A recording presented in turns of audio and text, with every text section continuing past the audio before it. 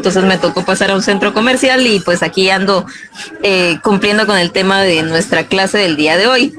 Pero la pésima noticia es que vamos a tratar de terminar temprano. Los libero a ustedes antes de que me cierren acá donde estoy tratando de dar la clase. Entonces, como ya bien saben, ya cubrimos contenido para segundo parcial, que es hasta el capítulo 8. Entonces, ahorita avanzamos siempre con la parte teórica, que igual será evaluada en su momento. Nos correspondería al capítulo 9. Quizá no logre escuchar bien, entonces si alguno tuviera alguna intervención o alguna duda, pues les agradecería que fuera por el chat. Ahí voy a estar tratando de prestar atención a ese tema. Y pues, insisto, ahorita tal vez no pueda ahondar con mucho con el capítulo que vamos a ver, vamos a tratar de abordarlo, pero ya después siempre lo retomamos en clase. Este viernes sí vamos a tener clase normal, no va a ser tarea para que lo tomen en cuenta y estaríamos viendo el siguiente capítulo también. Para esta oportunidad, Edson me va a hacer favor de proyectar la presentación, igual capítulo 9 y 10, ustedes ya lo tienen disponible en su aula virtual para visualización, entonces pueden verlo con más detenimiento y obviamente leer su libro. Empecemos entonces. Recuérdense que el capítulo ha traído la lógica de explicarnos toda la parte histórica o connotaciones de temas de política, de ahí nos explica sus clasificaciones, nos habla en términos generales de los objetivos, de los fines y de los instrumentos, y de ahí capítulo a capítulo primero aborda uno a uno los objetivos puros de política económica y luego aborda uno a uno los instrumentos de política. Entonces, ya vimos el capítulo 6, que es el de empleo, el 7, el de precios, y el 8, crecimiento económico. Hoy nos correspondería entonces el 9 con la redistribución de la renta. Este quizá ha sido uno de los que más hemos abordado porque dentro del contexto de política económica, en su versión más de índole social, hemos visto que el objetivo con el que más cuadra sería el de la redistribución de la renta y que decíamos también que muy por lo regular este objetivo tiende a estar vinculado con el fin de equidad e igualdad, y hoy que abordamos los conceptos de este capítulo se van a dar cuenta por qué se da mucho esa dupla entre fines y objetivos. Comencemos, por favor, la siguiente. Va. Entonces, de manera introductoria, dice, este tema de distribución de la renta es un aspecto fundamental de política que se enfoca cómo se distribuyen los recursos y la riqueza en la sociedad, considerando tanto una cuestión ética como un objetivo económico público. Genera un conflicto entre eficiencia y equidad. Eficiencia, aquí nos habla de la maximización de los recursos, el uso eficiente de los recursos, eso siempre ha sido como el motor para la asignación de recursos en las decisiones que se toman en materia económica. Recordemos el punto de partida del problema económico, el asignar los recursos que son escasos ante las necesidades ilimitadas. Todo ha tenido ese principio de eficiencia, ¿verdad? O sea, hacer el mejor uso posible de nuestros recursos disponibles. En el caso específico de las políticas que buscan la redistribución de la renta, dice, no siempre se va a dar ese aspecto.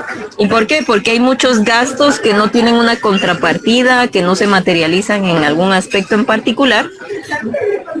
Y es ahí donde se pierde un poco el tema de la eficiencia, ¿verdad? En algunos programas sociales que solo son la asignación, no sé, la bolsa de alimentos o alguna transferencia que no tenga contrapartida, tienden a ser esos que son criticados fuertemente porque no cumplen con principios de eficiencia. Mientras que, por otro lado, lo que sí lo motiva, o sea, la contraparte es el tema de equidad, dice distribución justa de los recursos. Bueno, toda la base de área común, toda la parte de economía política y socioeconomía abordaban precisamente los temas de tiempo de trabajo necesario, tiempo de trabajo excedente, la teoría de la plusvalía, el excedente de explotación, entre otros aspectos que venían a tratar de dar una justificación respecto a por qué la remuneración al factor trabajo no necesariamente representa el valor de esa generación de valor que como tal que se está forjando. Y entonces hay ahí algunos otros temas de hacer una distribución más justa de los recursos, y ahí es donde surge el concepto de equidad. Bajo esa lógica, recuérdense, el fin con el que más asociamos, les decía hace un momento, es con el de equidad e igualdad. Entonces, si propiamente el objetivo dentro de la redistribución es lograr la equidad, pues entonces muchos de esos fines, muchas veces el fin más vinculante sería entonces el de equidad e igualdad. Siguiente. En cuanto a distribución, el concepto de esta redistribución de la renta, dice, se refiere a las medidas implementadas por el gobierno para modificar la distribución de la riqueza entre los individuos de la sociedad. Esto puede incluir tanto transferencias directas, como el caso de los subsidios y ayudas sociales, así como intervenciones indirectas, como el caso de los impuestos progresivos. Ambos se van a ver un poco más adelante en las otras diapositivas. Acá nos dice el principal objetivo de implementar medidas de este tipo, ¿verdad?, de redistribución, es reducir las desigualdades económicas y mejorar el bienestar social, asegurando que todos los ciudadanos tengan acceso a recursos básicos para una vida digna. Entonces, una vez más, en el anterior decíamos, la equidad es uno de los principios que rige utilizar este tipo de medidas. Y acá nos dice el objetivo reducir desigualdades, pues es ahí donde pues se fundamenta que, por lo regular, una política que está orientada a lograr esa igualdad o lograr esa equidad va a tener entonces como objetivo puro de política económica el de la redistribución de la renta y la riqueza. Pero ¿qué es entonces redistribución o distribución? Vamos a la siguiente, por favor.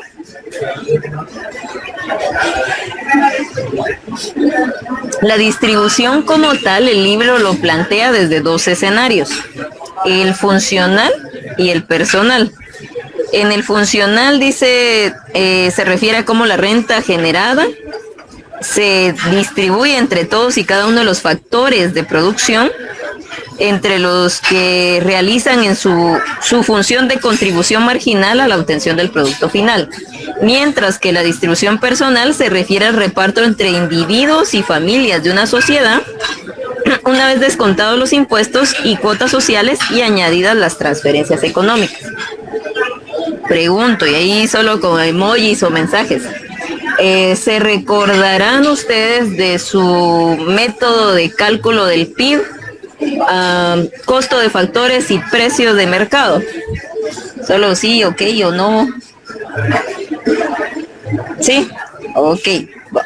Entonces, para los que no, siempre les estoy tratando de hacer como la vinculación de este curso con el resto de cursos, pero les he dicho que en particular este se vincula más con las macroeconomías. En la 2, si no estoy mal, es donde se ven todos los métodos de cálculo del PIB, y uno de estos hace la referencia del PIB a costo de factores y a precios de mercado. El típico ejemplo es con el servicio de transporte público. Si yo lo hago a costo de factores, tengo que hacer básicamente el costeo de todo lo que tenga que ver. Fuerza de trabajo, bueno, el chofer. El tema de capital, el vehículo, sus depreciaciones, qué sé yo, el combustible. El tema de capacidad empresarial, bueno, la cuota del empresario que esté el propietario del bus. Y en renta se me ocurre el predio donde se mantiene el vehículo cuando no está en movimiento. Por hacer un ejemplo de los factores de producción en el caso de servicios de transporte. Si yo sumo todo eso y lo vinculo a la cantidad de usuarios, creo que del servicio de transporte público. Y creo que en algunos servicios de transporte extraurbano sí ronda por ahí la tarifa, el pasaje, ¿verdad? Pero en términos generales acá pues tienen hasta la disponibilidad del Transmetro de un quetzal todavía, creo yo, y cosas por el estilo. ¿A qué voy con ese tema? Si yo hablo puramente costos de factores, decíamos, el precio debería ser 8 quetzales, pero sucede que hay un subsidio al transporte que hace que en lugar de que paguen 8, pagan 5 si se van en tal vehículo, o pagan 1 si utilizan tal otro vehículo. Entonces, ahí ya le estamos restando al precio o a la valoración real y lo estamos dejando al precio en el que ya realmente accedemos. Entonces, básicamente, esa es la lógica que trae la distribución funcional y personal. En materia funcional, si estamos hablando, no sé, de cultivos, obviamente el propietario de la tierra va a cobrar por su valor generado, va a ser el que venda el producto, va a cobrar todo lo que sea fertilizantes, granos y demás. Y por otro lado está el obrero, el trabajador del campo, el jornalero, que va a cobrar pues lo mínimo, ¿verdad? Muchas veces es muy bajo lo que las personas tanto en cultivo y cosecha logran obtener, ¿va? Entonces eso es en materia funcional. Él trabajó la tierra que no es de él ni nada, le pagan por las horas trabajadas o por la época trabajada y ahí se acabó. Pero ya cuando vemos el tema de cómo se distribuyó el total de lo que se generó de valor en esa producción agrícola, obviamente el terrateniente se quedó con la mayor proporción y el pequeño agricultor, el que trabajó la tierra, con la menor proporción. Entonces es donde entra la distribución personal, donde dice, bueno, es probable que a este terrateniente le hayan cobrado algún tipo de impuesto por el cultivo, alguna cuota, algo por el estilo, y eso sea de alguna manera la fuente de financiamiento para que se le haga una transferencia, una ayuda social al pequeño agricultor que no tenía lo suficiente para subsistir. Entonces ahí ya nos vamos ya no depende de su rol dentro del proceso productivo, sino que hacia la proporción como persona que le correspondía y a cuál es su situación en materia de bienestar y de acceso a las satisfactores necesarios para su subsistencia. Entonces, por ahí va un poco la lógica de estas dos distribuciones. Siguiente.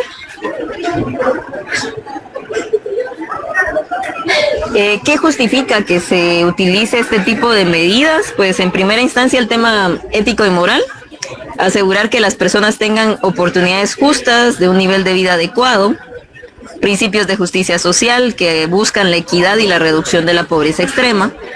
La parte económica, dice, puede conducir a una mayor eficiencia económica si el acceso es, por ejemplo, a educación y salud, ya que estos mejorarían la productividad laboral y el crecimiento económico a largo plazo.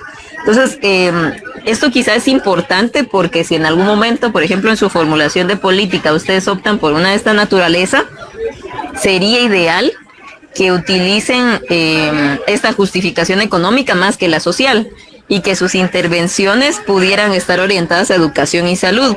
¿Por qué? Porque estas sí tienen implicaciones de largo plazo. Bueno, le di una beca, pero eso hizo que esta persona aumentara su nivel educativo y accediera a un mejor trabajo y tuviera los ingresos necesarios para su subsistencia. Es muy distinto a le di una transferencia y con eso comió en ese mes o en ese trimestre o lo que sea. Entonces, por ahí va la lógica de las distintas intervenciones.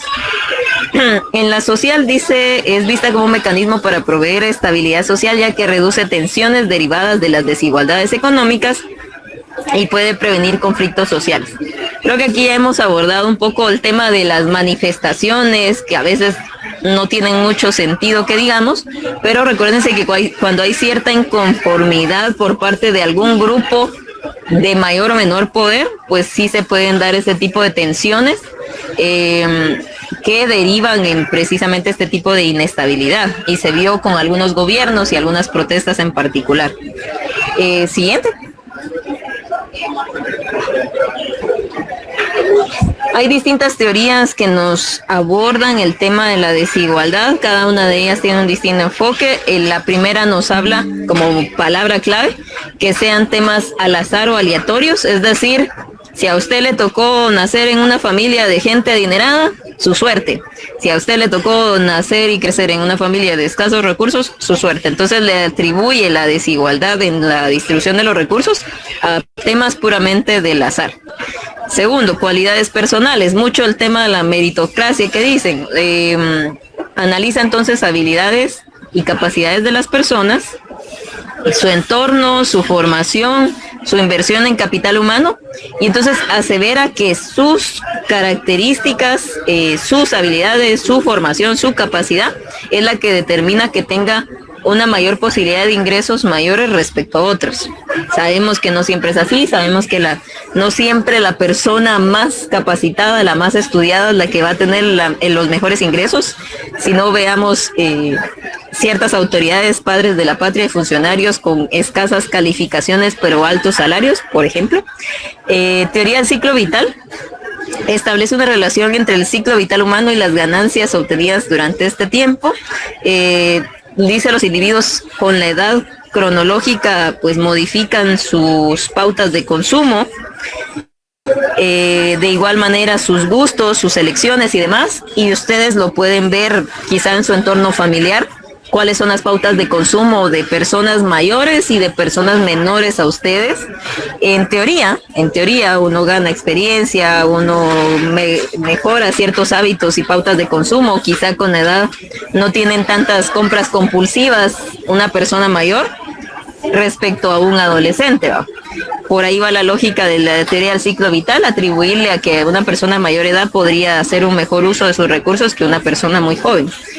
Y las elecciones, tanto individual como colectiva, nos habla de la incertidumbre y la capacidad de asumir riesgos, determinan mis elecciones y por ende mis condiciones. Entonces yo al otro salón les daba el ejemplo de, y no sé si en algún momento les ha pasado a ustedes, podrían ser que están en un trabajo que obviamente les provee de los ingresos que conlleva. No es el mejor trabajo, no son las mejores condiciones, pero tienen dos opciones: permanecer en el trabajo y seguir recibiendo su salario, o bien arriesgarse, renunciar y ver si consiguen algo mejor. Van a haber personas que elijan permanecer y estar estables, son aversas a esos riesgos, prefieren esa estabilidad ante cualquier condición, mientras que habrán otras que sí se van a arriesgar y quizá les vaya mejor, consigan un mejor trabajo, mejor remunerado, mejores condiciones, etcétera. Entonces por ahí va la lógica de yo elijo de acuerdo al nivel de riesgo que estoy dispuesto a aceptar, y de esa cuenta pues también se da las diferencias entre una y otra persona. Siguiente. Asimismo, podemos hablar de las medidas de la desigualdad. Entonces, algunas ya las vieron, creo que era desarrollo industrial, donde se ve, por ejemplo, curva de Lorenz y coeficiente de Gini. Lorenz dice es una representación gráfica de la desigualdad en la distribución de la renta personal, y Gini es un indicador de desigualdad distributiva basado en las curvas de Lorenz, la anterior, ¿verdad?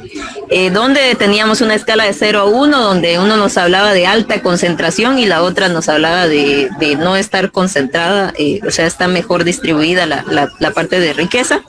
Están los índices de convergencia, donde para un año determinado ese índice se define como la desviación estándar del logaritmo de las rentas familiares.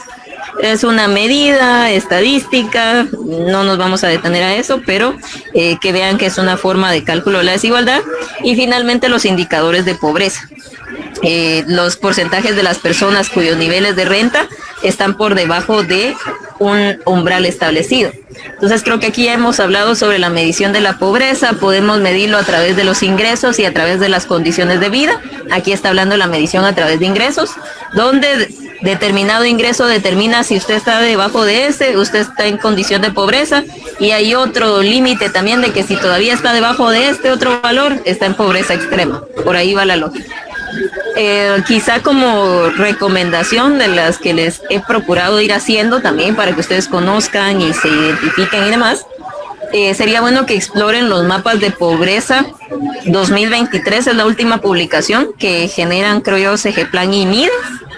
Si lo buscan así, mapas de pobreza, les aparece, y pues precisamente les da una referencia de la incidencia, de la severidad de la pobreza por municipio. Entonces, en Guatemala pues podemos identificar una cantidad, un porcentaje de personas en condición de pobreza y pobreza extrema, pero si ya nos podemos analizar a nivel municipal, pues podemos ver municipios con mayor y municipios con menor incidencia de pobreza. Entonces eso refleja una vez más las condiciones de desigualdad y la necesidad de que se pudieran hacer intervenciones focalizadas a las áreas que tienen mayor necesidad. Siguiente. Instrumentos de redistribución. Creo que también ya lo habíamos conversado, como esas combinaciones habituales de política. Ya dijimos el fin, equidad e igualdad, el objetivo, distribución de la renta. El instrumento por lo regular va a ser política fiscal. Y nos dice de las más importantes para la redistribución de la renta. ¿Cómo lo logran? 1, impuestos progresivos. El que tiene mayor nivel de riqueza aporta más proporcionalmente. El ejemplo, impuestos sobre la renta. Transferencias directas, literalmente son ayudas sociales, pensiones, subsidios, son directos a los necesitados, se transfieren, no hay ninguna contrapartida. Siguiente. El siguiente sería el gasto público en servicios sociales, como educación, salud y vivienda, que ayudan a igualar las oportunidades y mejorar las condiciones de vida. O sea, si se dan cuenta, todas estas son ejemplos de redistribución, pero hablábamos un poco de aquellas que tienen implicaciones de corto y largo plazo. La de transferencias que veíamos hace una diapositiva, pues es muy de corto plazo, resolvió la necesidad inmediata. Pero la de gasto público tiende a ser ya más a largo plazo. Estas sí pueden mejorar cualidades, y todos los cambios cualitativos, decíamos, sí se van a ver reflejados en el largo plazo. Y regulaciones del mercado de trabajo, como las políticas de salario mínimo y protecciones laborales, que también son importantes en el rol de redistribuir el ingreso de los trabajadores. Siguiente.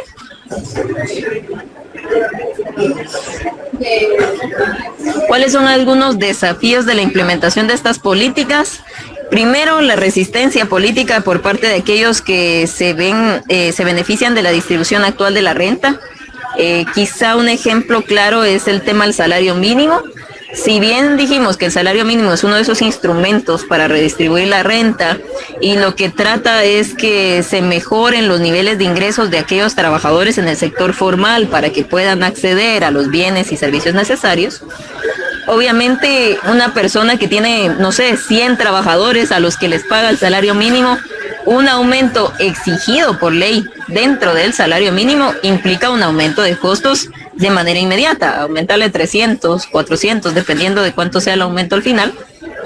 A cada persona, pues el empresario va a ser uno de los primeros en oponerse y decir que se verá afectado o que va a terminar despidiendo gente, qué sé yo. Hay una gran cantidad de argumentos en contra de ese tema. Si no, vean, no sé si ustedes se dieron cuenta que recientemente lo publicó Prensa Libre, que el gobierno estaba pensando de un aumento del 12%, que de hecho no es una cifra oficial, no fue confirmado como tal, fue un tema de chisme, digamos, y entonces ahí ya se ve un poco quizá la mala intención de empezar a generar un poco de controversia respecto al porcentaje de aumento o incluso de expectativas en la población. Entonces todo eso nos habla de la resistencia política. Eficiencia versus equidad, pues ya lo mencionaba en la primera diapositiva. Sí puede que sea justo en materia de ayudar a grupos vulnerables o en condiciones de desigualdad, pero en materia de eficiencia, si no estamos construyendo para mejorar productividad, mejorar cuestiones cualitativas, sino que solo son gastos, no estamos haciendo un uso eficiente de los recursos. Y el diseño de políticas, cuando son contraproducentes, como el incentivo a la dependencia o la evasión fiscal. Creo que en su momento les dije que, por ejemplo, los temas de las transferencias monetarias tiende a volverse asistencialista. ¿Qué quiere decir eso? Que lejos de mejorar o reducir el problema, lo que viene a crear es un mayor problema todavía. Personas que antes, no sé, ganaban esos 300 quetzales por salir al campo a cosechar tales días, prefieren ya no salir a trabajar y esperar esa transferencia monetaria, porque no requiere mayor esfuerzo de parte de ellos. Entonces se crea esa dependencia. Y lo mismo con el tema de evasión fiscal. Yo he visto en TikTok anuncios de contadores o como empresas dedicadas a la contabilidad que literalmente anuncian que si los contratan ellos los van a ayudar para que no paguen tantos impuestos, así claramente. Yo recuerdo que sí hay un restaurante aquí en Guatemala que maneja hasta 10 NITs distintos. Les asigna como que locales distintos y gastos específicos a cada uno de ellos, de modo que pareciera que son 10 mini empresas y tributen menos en lo individual cada empresa a que hubiera sido todo bajo un solo NIT. Entonces es una forma de evasión fiscal que pues no contribuye a temas de desarrollo en el país. Siguiente.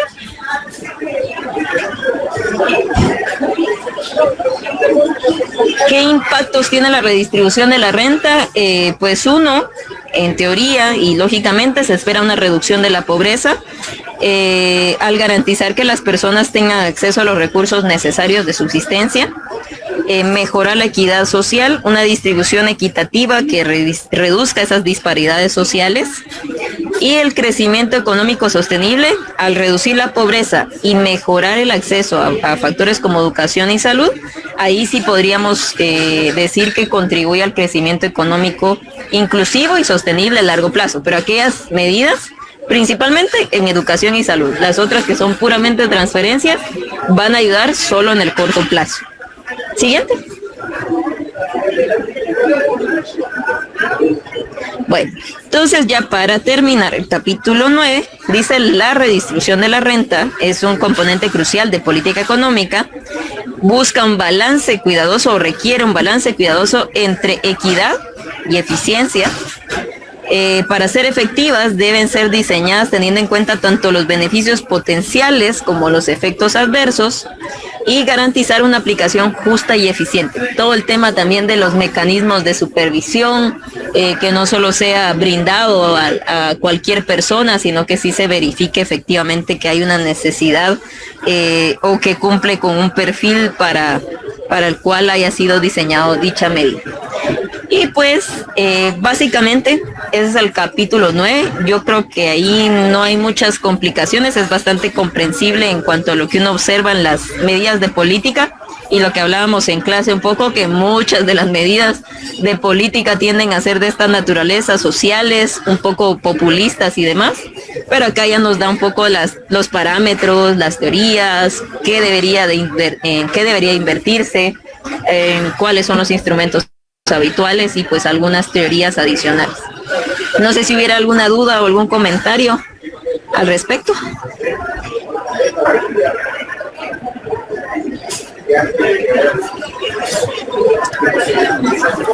Buenas noches, licenciada. De parte mía, todo quedó claro, ya que es como un refresh de, como bien lo mencionó al inicio, de algunos cursos que tuvimos en su momento. Entonces, sí está comprensible y entendible el capítulo. Gracias, muy amable. Bueno, y los demás creería yo que tampoco. Igual, gracias, ahí me escribieron ya algunos.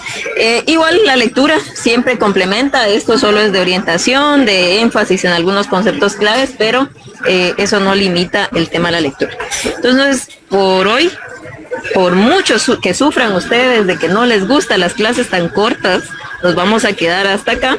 El viernes sí tenemos clases normales, por favor. Vamos a abordar el capítulo 10 para que lo tengan en cuenta.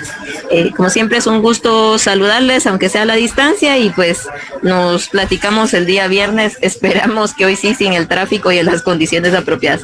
Feliz noche a todos.